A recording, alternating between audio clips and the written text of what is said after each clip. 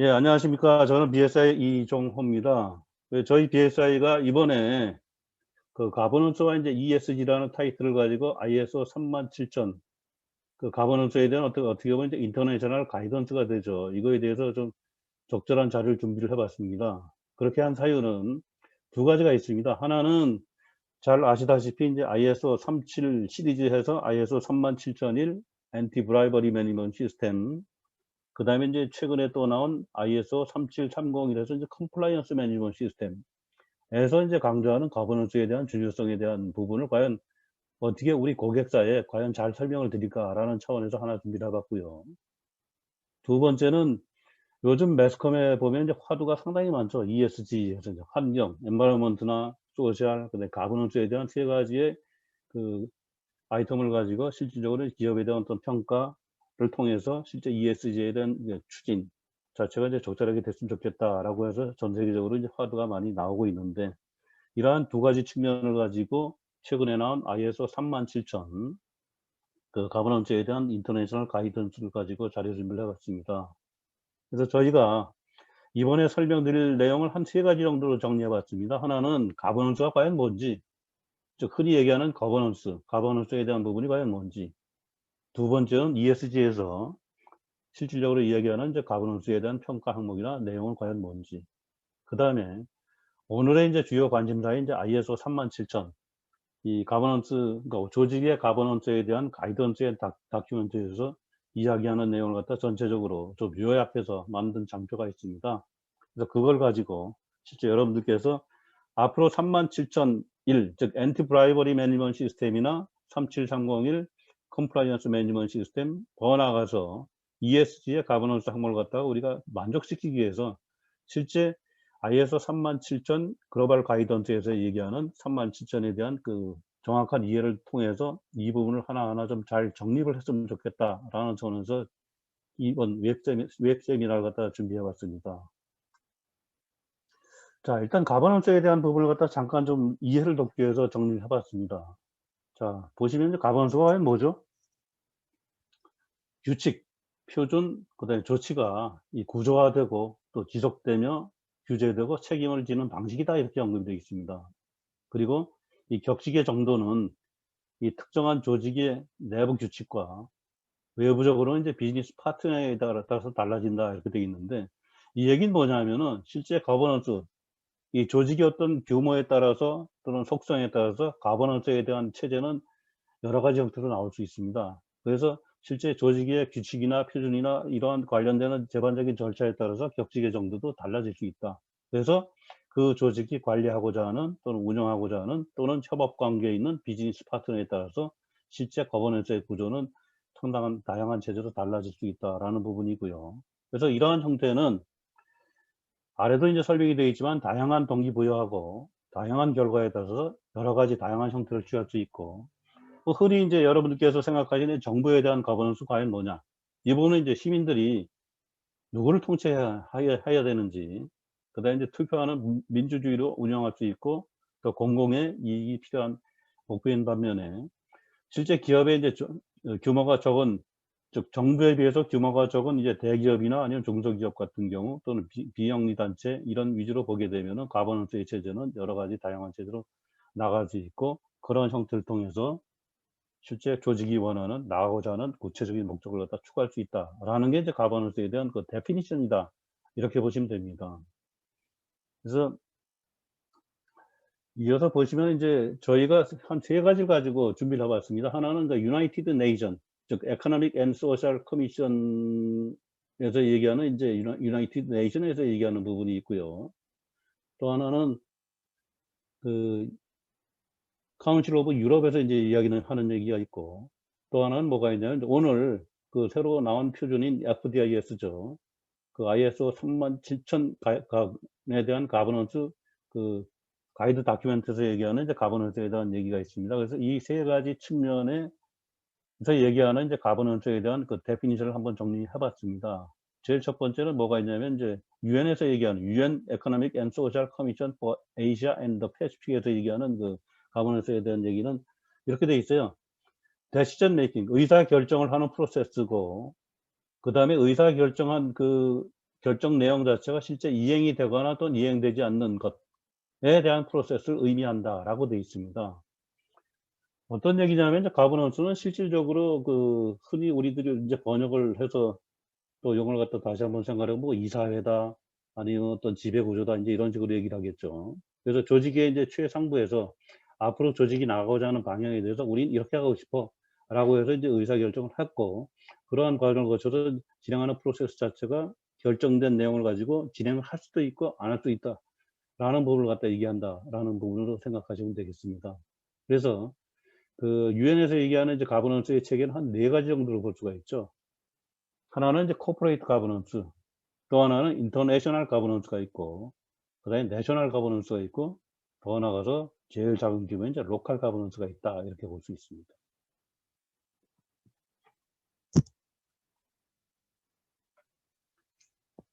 그래서 유엔에서 얘기하는 즉 유나이티드 네이션 앤 에코노믹 앤 소셜 커미션에서 얘기하는 이제 굿 가버넌스에 대한 사례는 한 8가지 정도로 이제 정리가 될 수 있는데요. 어떤 얘기냐면은 이제 man and woman, 즉 남녀가 어떤 참여를 통해 가지고 실제 가버넌스에 이제 초석이 되는 이제 파티시페이션 참여를 통한 걸 통해서 이제 굿 가버넌스를 갖다 달성할 수 있다라는 부분이 있고, 또 하나는 이제 룰 오브 로우 해서 이제 법치주의가 되겠죠. 그래서 법치주의 같은 경우는 실제 공정하게 집행되는 이제 공정하게 집행되는 공정한 법적을 갖다 틀을 갖다 요구하는 게 이제 룰 오브 로우가 되는 거고, 그다음에 트랜스페어런시 이쪽 부분은 이제 투명성 이 얘기인데 이제 어떤 얘기냐면은 실제 의사 결정과 이행이 규칙 규정을 따르는 방식으로 이제 이루어진다라는 차원에서 이제 트랜스페어런시 갖다 얘기하고요. 이것도 이제 one of 이제 하나의 굿 가버넌스다 이렇게 보시면 되고, 그다음에 이제 더 나아가서 리스폰시브니스가 있습니다. 리스폰시브니스는 이제 뭐죠? 얘기하면 이제 대응성이죠. 그래서 좋은 가버넌스에는 제도와 프로세스가 합리적으로 시간 내에 모든 이해관계자의 서비스를 갖다 제공할 수 있어야 된다라는 부분이죠. 즉 우리 조직을 알고 있는 모든 이해관계자가 요구하고 또는 요청하는 그런 어떤 사항에 대해서 실제 타임 프레임 내에서 이 여러 가지 그러한 요청사항이나 요구사항에 대한 대응을 갖다 해야 된다라는 리스폰시브니스. 그다음에 이제 컨센서스 오리엔티드, 이건 뭐냐면 이제 합의지향적이다 이렇게 볼 수 있습니다. 그래서 실제 특정한 사회나 공동체의 공동체의 이제 역사적 또는 이제 문화적, 사회적 맥락에 대해서 어떤 합의지향적인 부분을 통해서 일단 좋은 가버넌스가 나올 수 있다라는 부분이고, 그다음에 이제 이퀴티 앤 인클루시브니스, 이건 뭐냐면 이제 형평성, 그다음에 이제 포용성 이렇게 볼 수가 있죠. 그래서 이 얘기는 뭐냐면 이제 모든 구성원들은 이제 자신들이 그것에 대한 이제 지분을 가지고 있다고 느끼고 이제 그 사회 주류로부터 이제 배제되었다고 느끼지 않는다. 근데 이는 이제 모든 그룹에 해당이 됩니다라고 되어 있는데, 이제 이퀴티하고 이제 인클루시브니스는 뭐냐면 어떤 동등한 조건을 가지고 포괄적으로 모든 인원이 참여하에 위에서 얘기했던 이제 참여를 통해 가지고 실제 거기에 따른 좋은 가버넌스를 갖다 이루는 데 하나의 역할을 할 수 있다라는 부분이고요.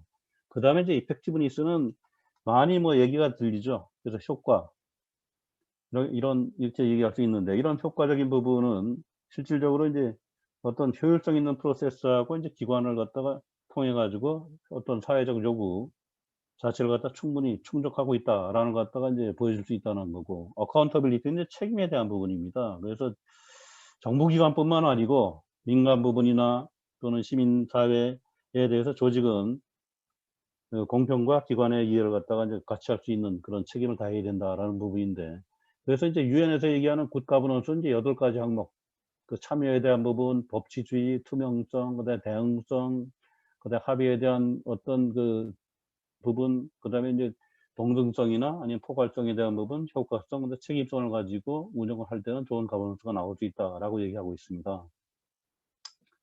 그다음에 이제 카운실 오브 유럽에서 얘기하는 굿 가버넌스는 12가지예요. 유엔보다 한 4가지 정도가 많은데, 대개 이제 얘기하는 것들 이제 페어 컨덕트 이제 공정한 그 선거를 통해서 공정한 진행을 하고 레프리젠테이션하고 이제 파티시페이션도 공정하게 진행을 해야 된다라는 부분.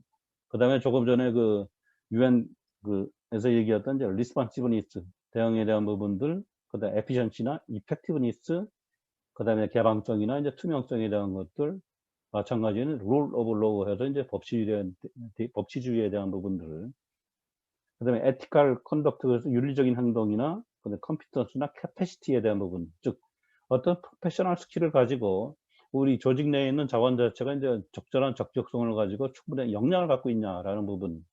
이것도 이제 좋은 가버넌스가 될 수 있다라는 거죠. 상당히 중요한 얘기죠. 그다음에 이노베이션하고 이제 오픈니스 투 체인지, 그래서 변화에 대해서 좀 보다 적극적으로 이제 개방성을 가지고 오픈을 해서 좀 개혁을 해야 된다라는 부분들. 그다음에 이제 그 장기적으로 봤을 때 롱텀 오리엔테이션을 가지고 이제 지속 가능성을 봐야 된다는 것들, 그다음에 좀 건전한 파이낸스 매니지먼트 해야 되고, 더 나아가서 그 인권이나 그다음에 문화적인 어떤 다이버시티나 아니면 소셜에 대한 전목성 같은 것들, 그다음에 이제 어카운터빌리티를 가지고 얘기합니다. 요게 인제 그 유엔에서 아니 유럽에서 카운슬 오브 유럽에서 얘기하는 12가지 항목이 되고요. 자, 그러면 이제 여기서 37,000에서 얘기하는 그 굿 가버넌스가 과연 뭔지를 잠깐 보도록 하겠습니다. 일단 굿 가버넌스에 대한 이제 미닝 데피니션은 어떻게 정리가 되어 있냐면, 이제 스테이크 홀더의 기대를 부응하기 위한 윤리적, 효과적, 합리적 방법을 통해서 이 조직의 목적을 충족하기 위한 기초가 된다. 즉 파운데이션이 된다라는 부분을 얘기합니다. 즉 가버넌스 파운데이션이다라는 거죠. 그래서 이런 파운데이션을 통해서 세 가지의 좋은 산출물을 내놓는 게 이제 굿 가버넌스에 대한 결과물이다, 이렇게 얘기합니다. 하나는 뭐냐면 효과적인 성과, 두 번째는 이제 리스폰시블 스튜어드십 해가지고 이제 책임 있는 경영 또는 책임감 있는 관리, 이렇게 얘기하고요. 그다음에 이제 마지막으로는 뭐죠? 그 에티컬 이제 비헤이비어, 그래서 윤리적인 행동, 이렇게 되어 있는데, 여기에 이제 조금 이해를 돕기 위해서 스튜어드십에 대한 그 부분을 갖다 잠깐 좀 정리를 해봤습니다. 그 스튜어드십은 뭐냐면은 이제 자원의 책임 있는 계획하고 이제 관리를 구현하는 이제 윤리로, 스튜어드십의 개념은 이제 환경, 자연, 그 경제, 건강, 자산, 정보, 그다음에 신학이라고 되어 있어요. 그다음에 문화자원에 적용할 수 있다라고 되어 있고, 흔히 그 ESG 평가의 한 항목인 그 가버넌스에서 이제 얘기하는 게 이제 스튜어드십 코드에 대한 부분을 갖다 이제 관리하겠다. 즉 ESG 책임 투자 기반을 조성하는 데 있어서 스튜어드십 코드 개념을 도입해서 이제 관리하겠다라고 되어 있습니다. 이 얘기는 잠깐 보면은 실제 어떤 주주의 공개 의결권 행사 내역하고 그 사유에 대한 공개 의결권 행사를 통해 가지고 수탁자의 책임 활동하고 고객하고 수익자의 이제 추가적으로 주기적으로 이제 보고하고 어떤 책임에 대한 이행성을 갖다 하는 이런 부분을 얘기하는 거죠. 그래서 참조로 이제 알아두시면 되겠습니다.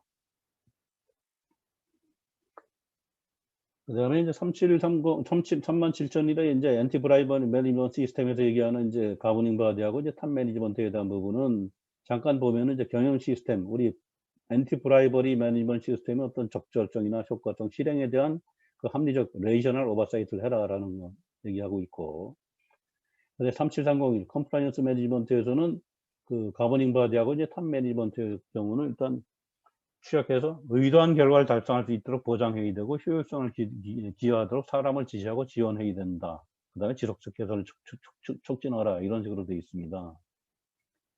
자, 그래서 이제 하나의 장표로 보게 되면은 ISO 37000 이 가버넌스에 대한 이 기초는 뭐냐면은, 실제 지금 얘기가 되고 있는 이제 엔티 브라이버리 37000 매니지먼트 시스템에서 얘기하는 가버닝 바디, 또 가버넌스에 대한 것들, 그다음에 37301에서 얘기하는 컴플라이언스 매니지먼트 시스템에서 얘기하는 이제 가버넌스, 가버닝 바디에 대해서 이 실제 지배 구조를 우리가 어떻게 구상하고 조직 내에서 어떻게 운영하고 나가는 데 있어서 하나의 좀 기본적인 그 가이드를 갖다 제공하는 역할을 해줄 수 있다, 이렇게 보시면 됩니다. 그래서 가버넌스에 대한 프린시플은 이제 실제 가치 창조부터 해 가지고 어떤 생존 가능성이나 성과에 대한 시간의 변화에 따른 성과에 대한 부분까지 총 여러 가지 이제 원칙으로 구성이 되어 있습니다. 그래서 실제 이러한 가버넌스는 조금 전에 설명드렸다시피 이제 이러한 그 37 시리즈의 어떤 엔티 브라이버리나 컴플라이언스 매니지먼트 시스템 하나의 초석이 되고, 그 초석이 되는 게 뭐냐면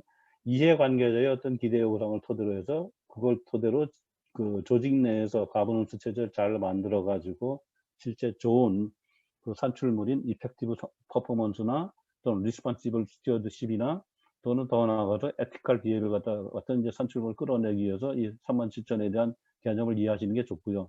그걸 토대로 해서 지금 화두가 되고 있는 ESG의 하나의 한 항목인 가버넌스의 체제를 좀 더 우리 회사에 그 공고히 하는데 큰 도움이 되지 않을까 이렇게 생각이 됩니다. 자, ESG 잠깐 넘어가서 보시면 뭐 잘 아시다시피 환경, 사회, 지배구조 이렇게 되어 있고요.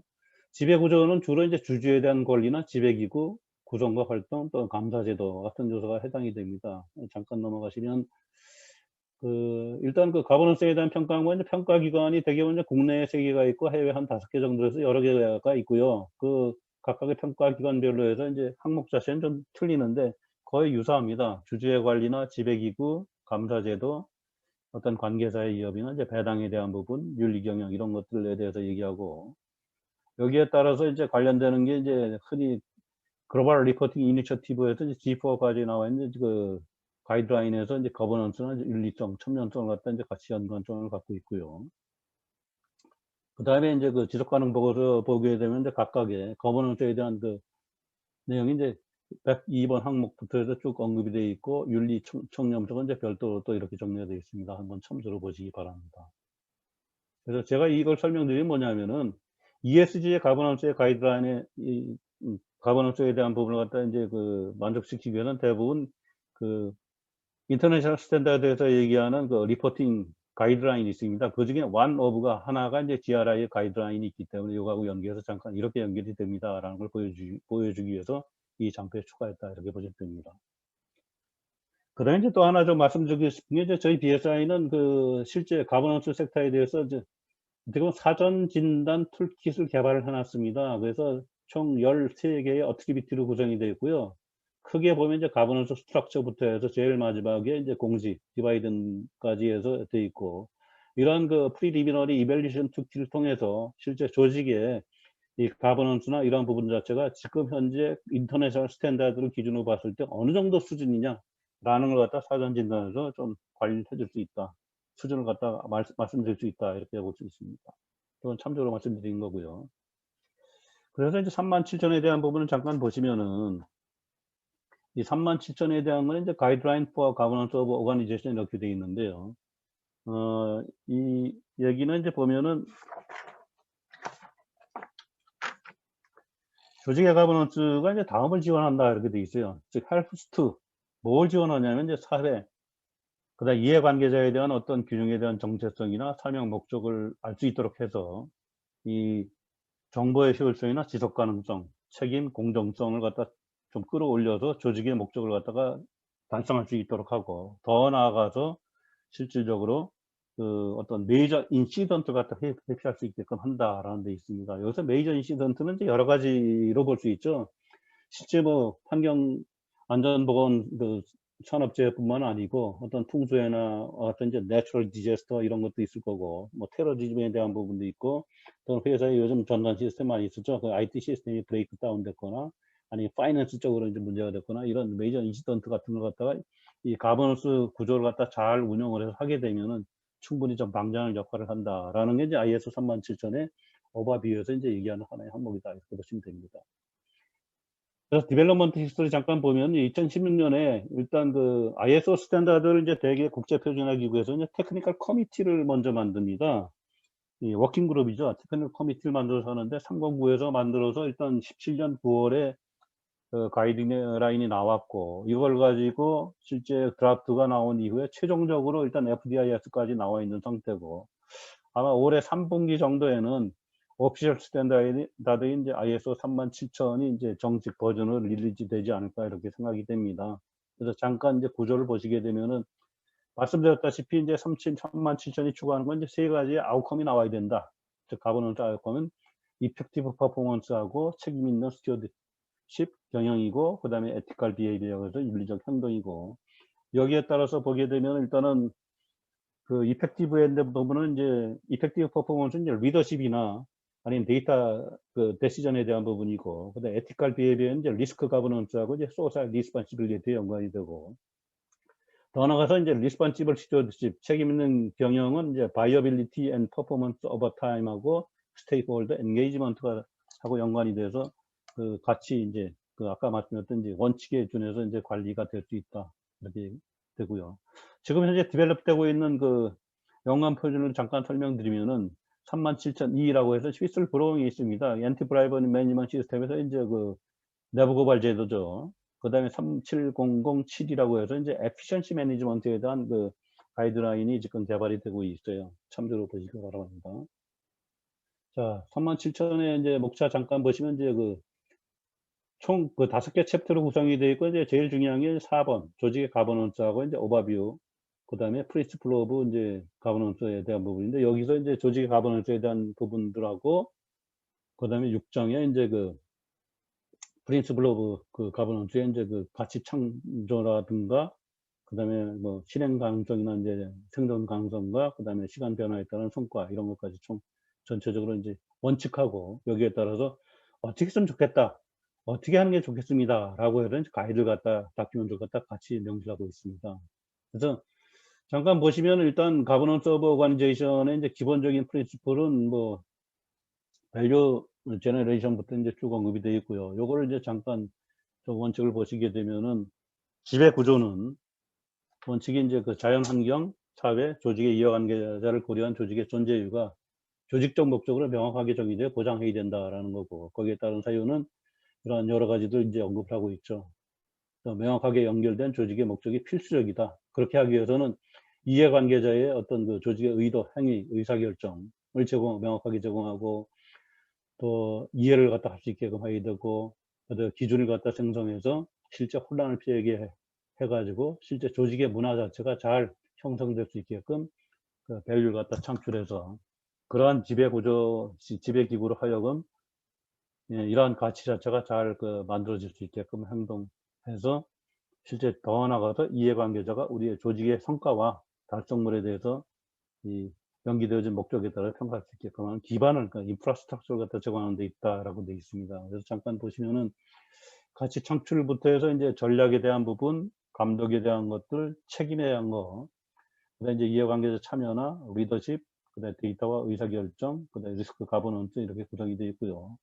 그다음에 사회적인 책임, 제일 마지막으로 이제 시간의 경과에 따른 생존과 성과, 이렇게 되어 있죠. 그래서 37000이 이제 FDIS에서 실제 그 하반기에 아마 그 정식 버전으로 나올 텐데요. 이러한 그 가버넌스에 대한 기본적인 어떤 그 가이드 자체를 통해서 우리 회사, 우리 조직의 가버넌스 체제를 다시 한번 좀 되짚어 보시고, 인터내셔널 가이던스에 준해서 어떤 부분이 과연 좀 더 보완을 하거나 좀 더 고려해서 생각을 하셔야 될지를 한번 그 고려해서 나가시면 좋지 않을까 해가지고 저희가 이번에 이러한 세미나를 갖다 준비를 해봤습니다. 그래서 한번 그 내용을 갖다 한번 쭉 보시고, 나중에 좀 필요한 사항이나 이런 그 어떤 질문 사항이 있으면은 저희 그 마케팅 팀에 남겨주시면 그에 준해서 적절하게 또 대응해서 답변해 드리도록 그렇게 하겠습니다. 예, 감사합니다.